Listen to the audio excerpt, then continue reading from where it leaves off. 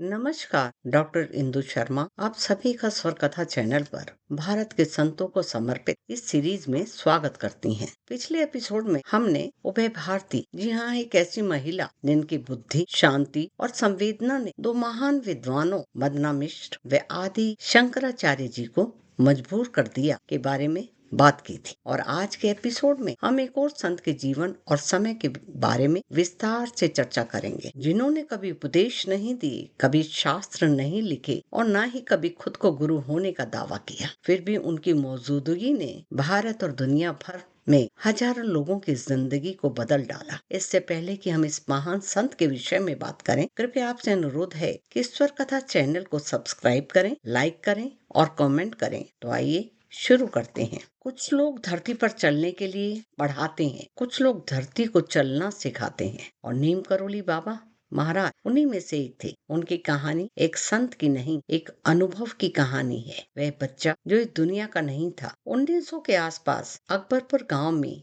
एक समृद्ध जमींदार परिवार में इस बच्चे का जन्म हुआ। जन्म का नाम था लक्ष्मण नारायण शर्मा। परिवार अमीर था, पर बच्चा अजीब। ना खेल कूद में रुचि, ना दौलत में। उनकी आंखों में एक अलग ही शांति थी। जब साथी खेतों में दौड़ते तो लक्ष्मण चुपचाप पेड़ के नीचे बैठ जाता, जैसा कि किसी और दुनिया से आवाज आ रही हो, जैसा वो इस जन्म में है ही नहीं, किसी पुरानी तपस्या को पूरा करने आया हो। सिर्फ 11 साल की उम्र में बिना कुछ कहे वह घर से निकल गया। एक बच्चा, पर मन में एक फकीर की शांति। परिवार ने ढूंढ कर वापस लाया, पर उनके दिल में जो अग्नि जल चुकी थी वो कभी बुझी नहीं। परंपरा के मुताबिक उनकी शादी शुभ श्री राम बेटी से 11 साल की उम्र में कर दी गई। उनके 2 बेटे और एक बेटी थी, पर जो मन में राम लगा हो वह संसार में भला कहाँ टिकता है। एक दिन उन सबको उन्होंने छोड़ दिया, परिवार, दौलत, जमीन और सब, और चल पड़े एक अनजान यात्रा पर।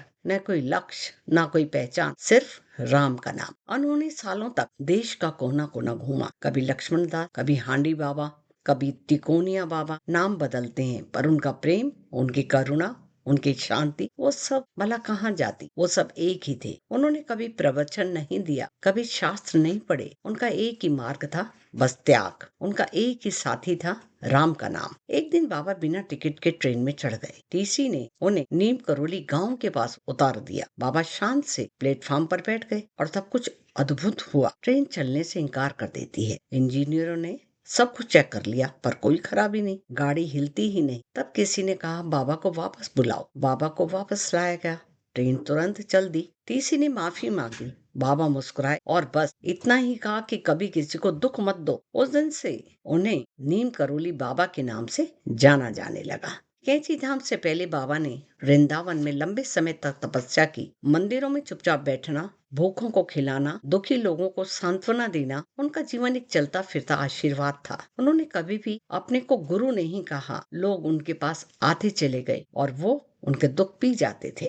1960 के आसपास बाबा पहाड़ों की ओर चल पड़े। कुमायूं की हवा जैसे उन्हें बुला रही थी। कैंची धाम का नाम 2 पहाड़ों के कैंची जैसे आकार से पड़ा। यहीं बाबा ने एक आश्रम बनवाया, न अपने लिए बल्कि लोगों के दुख को दूर करने के लिए। कैंची धाम में हर रोज कुछ अद्भुत होता था। गीली लकड़ी जल जाती थी, बीमार ठीक हो जाते थे, दुखी लोगों को शांति मिल जाती थी, और बाबा कहते, अरे भला मैं क्या करता हूँ, सब राम करते हैं। नीम करोली बाबा का संदेश बहुत ही सरल था। प्रेम करो, सेवा करो और सब में राम देखो। इसी में पूरा धर्म समाया हुआ है। बाबा का शरीर 1973 में पूर्ण हो गया, पर उनका अनुभव, उनका प्रेम, उनका आशीष आज भी कैंची धाम की हवाओं में घूमता है। अगर आप कभी जिंदगी से थक जाएं, तो एक बार दिल से उनका नाम अवश्य लीजिए। शायद आपको भी वो लाल कंबल की गर्मी महसूस हो जाए। उनके जीवन से इतने चमत्कार जुड़े हैं, जिन सब के बारे में चर्चा करते हुए सालों बीत जाएंगे, लेकिन कुछ चमत्कारों के विषय में मैं चर्चा कर रही हूँ। बाबा का लाल कंबल ही उनकी पहचान था। एक बार एक भक्त ने मजाक से कहा, बाबा ये कंबल तो बहुत ही पुराना लगता है। बाबा ने हंसी में कंबल उसके ऊपर डाल दिया। आदमी की आंखों से आंसू बहने लगे, जैसे सालों का दर्द उन्होंने एक पल में धो दिया। बाबा कहते हैं कि प्रेम से दी हुई कोई भी चीज पुरानी नहीं होती। कैंची धाम में एक बार बारिश के कारण लकड़ी गीली हो गई, चूल्हा जल नहीं रहा था। बाबा आए, एक लकड़ी उठाई, चूल्हे के पास रखी और आग भड़क उठी। भक्त हैरान। बाबा ने बस केवल इतना कहा, जहाँ श्रद्धा होती है वहाँ गीली लकड़ी भी जल जाती है। एक डॉक्टर ने बताया कि बाबा उनके अस्पताल में आए, उनकी बेटी को आशीष दिया, पर उस वक्त बाबा को कैंची धाम में भी देखा गया। जब डॉक्टर ने बाबा से पूछा, बाबा आप वहाँ कैसे? बाबा मुस्कुराए, अरे जहाँ प्रेम होता है मैं वहीं पहुँच जाता हूँ। एक भक्त ने कहा कि बाबा मेरे पास पैसे नहीं है। बाबा ने हाथ उठाकर कहा, अरे हो जाएंगे ना। अगला दिन उस आदमी को सालों पुराना पैसा वापस मिल गया। बाबा कहते थे कि पैसे का दुख सबसे बड़ा दुख है, पर पैसे का सुख सबसे छोटा। एक अमरीकी भक्त को बाबा ने एक सेब दिया। उसने सोचा, अरे बस एक ही सेब, पर जैसे उसने खाया उसके अंदर कुछ टूट गया और नया बन गया। वो आदमी था रामदास, और ये पल उसकी जिंदगी का एक मोड़ बन गया। रिचर्ड अल्परेट, हार्वर्ड के प्रोफेसर, साइकिलिडिक अनुसंधान के अग्रणी, पर अंदर से बेचैन। 1967 में वो भारत आए और बाबा के सामने बैठ गए। बाबा ने उनके दिल का राज बता दिया, वो राज जो उन्हें कभी भी किसी को उन्होंने नहीं बताया था। रामदास टूट गया। उस दोस्त रिचर्ड अल्बर्ट रामदास बन गए। बाबा ने मुझे प्यार का मतलब समझा। जेफरी कागेल, एक संगीतकार, जी हाँ एक संगीतकार, एक खोई हुई रूह बाबा के पास आए और उनकी जिंदगी बदल गई। बाबा ने कहा, गाओ, आज दुनिया उन्हें कृष्णदास के नाम से जानती है। कीर्तन का वैश्विक आइकन लैरी लिब्रियंट एक डॉक्टर थे। बाबा ने जब उन्हें देखा और कहा कि तुम बीमारी मिटाओगे, तो कुछ साल बाद लैरी लेब्रियंट WHO की टीम का हिस्सा बने, जिसने दुनिया से चेचक को मिटा दिया। उन्होंने कहा, बाबा ने मुझे मेरे से पहले मेरी जिंदगी बता दी थी। 1960 के दशक में कई पश्चिमी लोग भारत आए शांति की तलाश में। किसी को ड्रग ने थका दिया था, किसी को दुख ने थका दिया था, पर जैसे ही बाबा के पास जाते उन्हें एक अजीब सा सुकून मिलता। बाबा उनसे प्यार से मिलते, उनकी आंखों में झलक कर कहते, अरे सब ठीक हो जाएगा, और सच में हो जाता था। विदेशियों को उनकी शक्ति इतनी गहराई से क्यों महसूस हुई? बाबा उनके मन की बात को जान लेते थे, पर कोई पूछता नहीं था, पर उनको जवाब मिल जाता था। कोई दुख लेकर आता था और बिना बोले हल्का हो जाता था। बाबा क्या कहते थे? प्रेम ही सब कुछ है। उनका प्रेम जाति, धर्म, देश कुछ नहीं दिखता। इसलिए पश्चिमी लोग उनके पास आए और उनके पास ही रह गए। बाबा ने कभी अपने को गुरु नहीं कहा, पर उनके पास बैठने वाले लोग अचानक बदल जाते थे। शायद इसलिए कि उनका प्रेम दुनिया के कोने कोने तक पहुंच गया। नीम करोली बाबा के चमत्कार उनकी शक्ति नहीं, अपितु उनका प्रेम था। उनके विदेशी शिष्य रामदास, कृष्णदास, लैरी लिब्रियंट उन प्रेम के जीवन प्रमाण हैं। बाबा कहते हैं सब एक हैं, और शायद इसी एकता ने दुनिया को उनसे जोड़ दिया।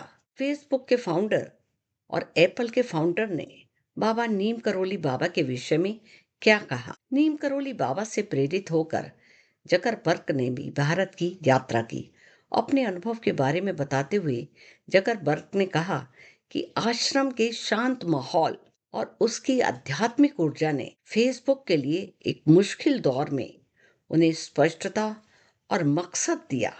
स्टीव जॉब ने नीम करोली बाबा के बारे में क्या कहा? जॉब्स ने बाद में बताया कि बाबा का उनके जीवन पर गहरा प्रभाव पड़ा। उन्होंने बाबा की सादगी, विनम्रता और गहरी समझ की तारीफ की, और उन्होंने इनमें से कई आध्यात्मिक सिद्धांतों को भी एप्पल में अपने काम के लिए शामिल किया। उन्होंने महाराज जी की एक शांत हिमालय संत से बदलकर एक वैश्विक आध्यात्मिक घटना बना दिया। भक्तों का मानना है कि 1973 में नीम करोली बाबा की शारीरिक मृत्यु के बाद भी उनके चमत्कार शक्तिशाली रूप में आज भी जारी हैं।